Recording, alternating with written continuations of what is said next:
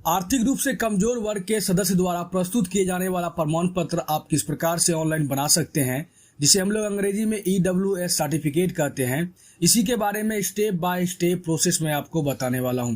अगर आप लोगों को भी अपना EWS सर्टिफिकेट बनवाना है तो आप लोग घर बैठे हुए मोबाइल या कंप्यूटर की सहायता से इस वीडियो को पूरा देखने के बाद आसानी से बना पाएंगे अपना EWS सर्टिफिकेट। तो चलिए करते हैं वीडियो को स्टार्ट।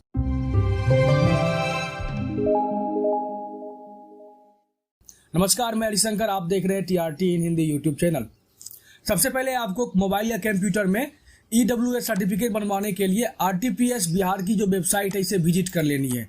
मेरा यहाँ पर आप लोगों ने देखा कि EWS सर्टिफिकेट बन के आ गया था, किस प्रकार से मैंने आवेदन किया था, इसी के बारे में प्रोसेस बताऊंगा। और साथ में आवेदन करते वक्त कुछ नए स्टेप जोड़े गए हैं अभी RTPS वेबसाइट पर, उसके बारे में भी आपको पूरा बताऊंगा। EWS सर्टिफिकेट बनवाने के लिए सबसे पहले आपको RTPS बिहार की वेबसाइट को विजिट कर लेनी है, जिसकी लिंक मैं आपको वीडियो के डिस्क्रिप्शन में दे दूंगा।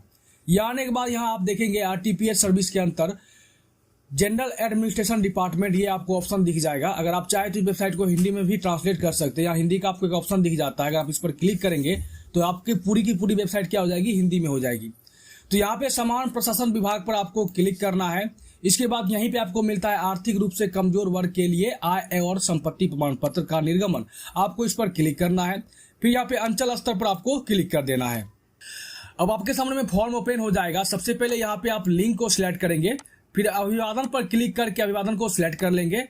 अब यहाँ पे कहता है नेम ऑफ एप्लीकेंट, आप जिनका भी आवेदन कर रहे हैं उनका पूरा नाम आप यहाँ पर टाइप करेंगे। टाइप करके जैसे ही आप स्पेस में दबाएंगे तो यहाँ पर हिंदी में ऑटोमेटिक ट्रांसलेट होकर यहाँ पे आपका नाम लिखा जाएगा।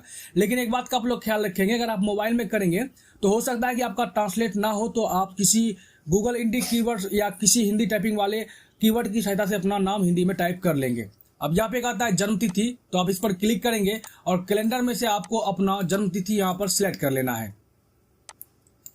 अब यहाँ पे कहता है आधार संख्या, तो आधार संख्या वही लोग दर्ज करेंगे जिनके आधार कार्ड के साथ एक मोबाइल नंबर लिंक हो और आपको आधार से संबंधित OTP आपके मोबाइल नंबर पर प्राप्त होती हो, तभी जाकर आप लोग अपना आधार कार्ड संख्या यहाँ पे दर्ज करेंगे। अन्यथा आपको आधार कार्ड संख्या दर्ज करने की कोई आवश्यकता नहीं है।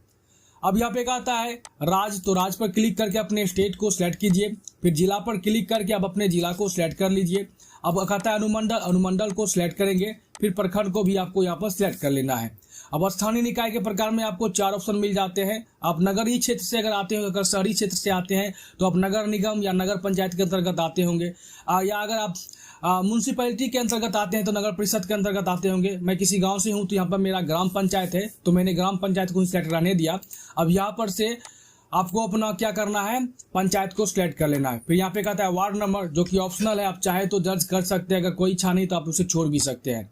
अब यहाँ पे कहता है ग्राम या मोहल्ला, तो आपको अपने गांव का नाम यहाँ पर अंग्रेजी में टाइप करके स्पेस दबा देना है।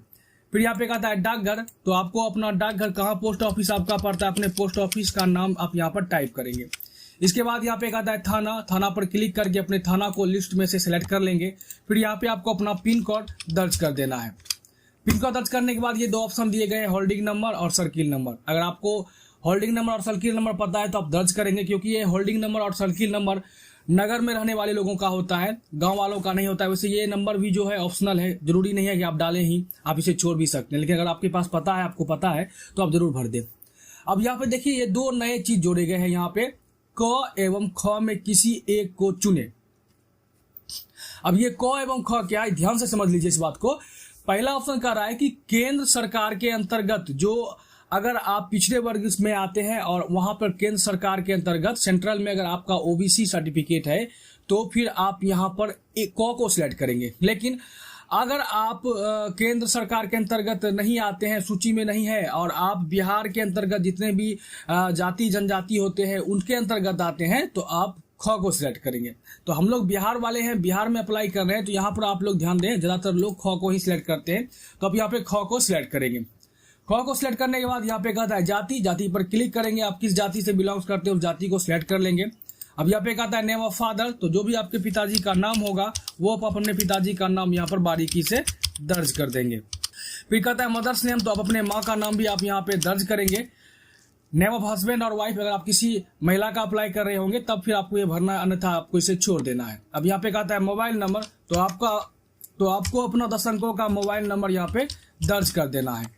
फिर कहा था ईमेल एड्रेस, तो जो भी आपका ईमेल एड्रेस हो आप अपना ईमेल एड्रेस यहाँ पे टाइप कर देंगे, ताकि जब आपका EWS सर्टिफिकेट बन जाए तो आपको बाय ईमेल भेज दिया जाता है आपका EWS सर्टिफिकेट। अब यहाँ पे कहता है स्वविप्रमाणित, आपको अपना एक पासपोर्ट साइज का फोटो यहाँ पे अपलोड करना है। तो चूज फाइल पे आप क्लिक करेंगे और मेरा यहाँ पे पासपोर्ट साइज फोटो पहले से बना हुआ है, उसे मैं यहाँ पे सिलेक्ट कर लेता हूँ। और मैं पहले आपको यहाँ पे दिखा देना चाहूंगा किस तरह का आपको पासपोर्ट साइज फोटो बनाना है।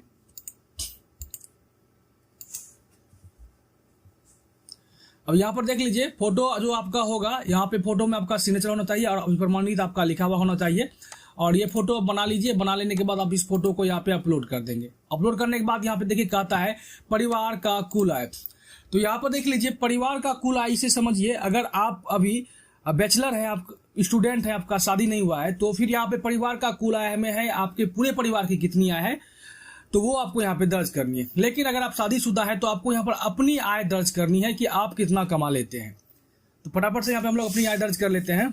परिवार का कुल आय तो मैंने आपको बता दिया। और यहाँ पे जो आपको कुल आय दर्ज करनी है वो सालाना आय दर्ज करनी है, वार्षिक आय, आपको पूरे वर्ष में कितनी इनकम हो जाती है वो इनकम आपको यहाँ पे दर्ज करनी है। फटाफट से मैं अपना इनकम यहाँ पे दर्ज कर देता हूँ। अब यहाँ पे आपको पेज को स्क्रॉल करके आई एग्री के चेकबॉक्स को इनेबल कर देना है और फिर यहाँ पे वर्ड वेरिफिकेशन के अंतर्गत जो भी ऊपर में आपको नंबर दर्ज है दिख रहा है वो यहाँ पे दर्ज कर दीजिए।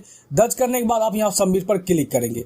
अब यहाँ पे आपको कहेगा कृपया अपनी नाम और मोबाइल, ईमेल आईडी और फोटो की शुद्धता जांच कर लीजिए क्योंकि आपको SMS प्राप्त होगा। अब यहाँ पे आप ओके पर क्लिक करेंगे।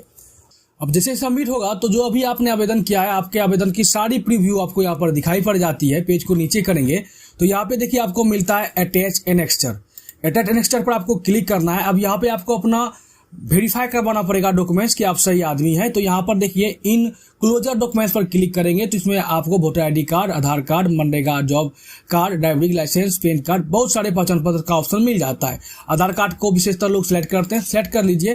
फिर यहाँ पे डॉक्यूमेंट फॉर्मेट में आप लोग देख लीजिए कि आप JPEG, PNG या PDF फाइल यहाँ पे अपलोड कर सकते हैं जिसकी साइज मात्र 200 KB की होनी चाहिए। चूज फाइल पर क्लिक करके आप चूज कर सकते हैं। आप चाहे तो स्कैनर लगा हुआ है तो आप लोग स्कैन कर सकते हैं, या आप चाहे तो डिजीलॉकर के द्वारा भी अपना आधार कार्ड यहाँ पे अपलोड कर सकते हैं। इसके बाद यहाँ पे आपको सेव एनेक्स्टर पर क्लिक कर देना है। लेकिन अगर आपके पास आधार कार्ड है और आपके आधार कार्ड के साथ आपका मोबाइल नंबर लिंक है तो फिर आपको क्या करना है वो भी यहाँ पर देख लीजिए। यहाँ पे जैसे कि जब हमारा यहाँ पे आधार कार्ड भरने का ऑप्शन आया था तो हमने आधार कार्ड संख्या यहाँ पे दर्ज नहीं किया था। अब यहाँ पर हम लोग अपना आधार कार्ड संख्या दर्ज कर देंगे। दर्ज करने के बाद पेज को स्क्रॉल करेंगे, आई एग्री के चेकबॉक्स को इनेबल करना है और यहाँ पर देख लीजिए जो भी आपका वर्ड वेरिफिकेशन है वो यहाँ पर टाइप करेंगे और इसके बाद सबमिट करेंगे। सबमिट करेंगे फिर ओके पर क्लिक करेंगे। इस बार क्या होगा, इस बार ये होगा कि आपको कोई भी एनेक्स्टर देखिए अपलोड करने की आवश्यकता नहीं है, बल्कि आपके मोबाइल नंबर जो भी आपके साथ आधार कार्ड के साथ लिंक है उस पर एक OTP भेज दी जाएगी और डायरेक्ट आपका वेरिफिकेशन यहाँ पे कर दिया जाएगा। देखिए जैसा कि मेरा यहाँ पे OTP अभी आ चुका है। OTP दर्ज करेंगे और यहाँ वैलिडेट पर आपको क्लिक कर देना है। अब देखिए आधार वेरीफाई हो गया। अब ओके पर आपको क्लिक करना है। ओके पर क्लिक करने के बाद यहाँ पर देख लीजिए फिर से आपका जो आपका सारा भरा था आपने फॉर्म वो आपको दिख जाएगा। लेकिन अब यहाँ पर देखिए किसी प्रकार का एनेक्स्टर का ऑप्शन नहीं आया, बल्कि बस सबमिट का ऑप्शन आ गया। अब बस सबमिट पर आप क्लिक करेंगे। सबमिट पर क्लिक करने के बाद यहाँ पर जो है आपका एक रिसीविंग आपको प्राप्त हो जाएगा, जिससे कि आप ये बाद में पता कर पाएंगे कि आपका EWS सर्टिफिकेट बना है या कहाँ तक में रुका हुआ है। अब यहाँ पर देख लीजिए एक्नॉलेजमेंट स्लिप आ गया, आवेदन का विवरण आ गया और यहाँ पर हमारा आवेदन सफलतापूर्वक हो चुका है। तो कुछ इस प्रकार से आप लोग घर बैठे हुए अपना EWS सर्टिफिकेट बनाने के लिए आवेदन कर सकते हैं। अब यहाँ पर एक्सपोर्ट टू PDF पर आप क्लिक करेंगे तो आपका जो रिसीविंग है वो यहाँ पर डायरेक्टली आपके कंप्यूटर या मोबाइल में डाउनलोड हो जाएगा। तो कुछ इस प्रकार से आप लोग नए तरीके से अपना EWS सर्टिफिकेट बना सकते हैं। अगर आपको यह वीडियो अच्छी लगी तो वीडियो को लाइक जरूर करके जाइएगा और अगर आप चैनल पर नए तो चैनल को सब्सक्राइब कर लीजिएगा। धन्यवाद।